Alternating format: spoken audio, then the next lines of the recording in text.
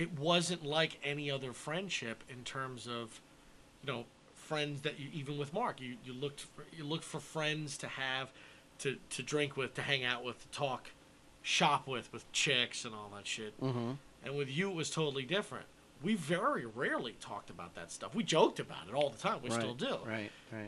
But to actually have it not a priority, that was not the reason I was friends with you. And Right. it wasn't. Mm-hmm. The reason I was friends with you was specifically at that time music.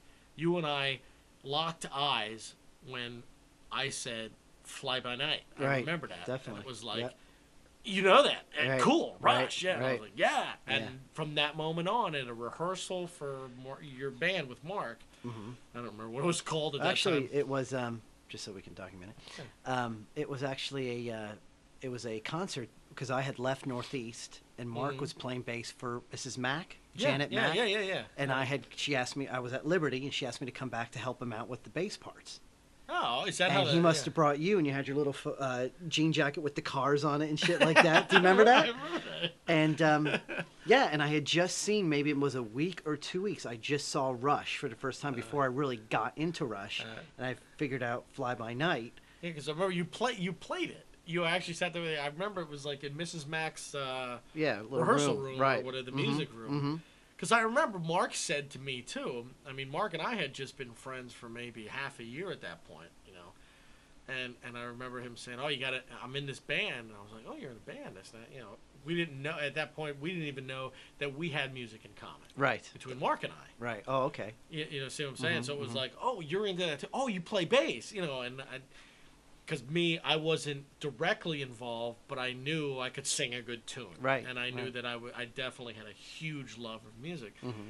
So, and I was in the process of figuring out my drum thing. at Right. that time. Right. I didn't have a kit yet, but I was working it Okay. out. Yeah. And I remember Mark saying, "Oh yeah, because you got to come over. You got to meet this guy Rich because he's definitely, you guys will hit it off." And I still think about that to this day because I remember Mark saying it, and I remember thinking how prescient he was in knowing that you and I would be kindred spirits. Not directly. I mean, he was only 13 years old at the time. Right. But knowing enough to know that you're gonna dig this guy. Right. And so meeting you, and it was like you just started. You were like da da da da, and I was like da. That was like the greatest thing. And, Yeah, it was and I awesome. remember just thinking, we got it, and we just said to each other, we got to get together. We gotta Right. do this. Right. And it was only, I remember, the next week or whenever it was, the next rehearsal you guys had over at Pete Quackett's house. That's where it was. Okay. Chris Kinney was there. She was singing, Journey shit. yeah, whatever tune it was. I don't Okay. remember. All right. And I remember coming over, and I was scared. I remember I was scared shitless because I didn't know this to me was a band. And I had never been in a band. I Right. just sang to myself at home. And I sang in choirs in elementary school. I mean, you're talking I was in 7th grade. So I had no idea if being in a band, that was totally new to me. Right. I never even, to be honest with you, never thought about it. It just didn't occur to me. Right. And I remember, because you were the one who said it, because Mark. He was just going, okay, whatever. And I remember you were like, let's try Fly By Night. Let's see if we can do that. And I remember I was like, okay. And I don't even think we had a mic, or we might have had a little amp with a mic that Tim was singing through, something like that. Right. And I just remember getting up and singing it. And the thing I remember most was not Mark, which is the extraordinary thing about my memory. I don't remember Mark's reaction. Uh-huh. Because his was just in those days, concentrating on what he was doing. Right. Love you, but it was concentrating on what he was doing. Right. And I remember, like, you were the guy that I wanted to impress. There was no doubt about it. And it was like, I remember singing the song, and as I started to sing the song, I looked in your direction, because I did have confidence about what I could sing. Right. I did think that I was good. Mm-hmm. And I knew Tim. Right. So I knew that I definitely outdid Tim. Certainly. My mother outdid. So it wasn't hard, right? Exactly. So I thought, if I could see what happens. I remember singing the first verse or something and kind of like looking over to you. And you did one of these things which you're characteristic of doing now, is like playing and smiling, looking down. You were smiling, looking down. And I knew at that moment that I'm in. That I knew, something about it was like, I'm in. I know he's gonna ask me to stay and do this.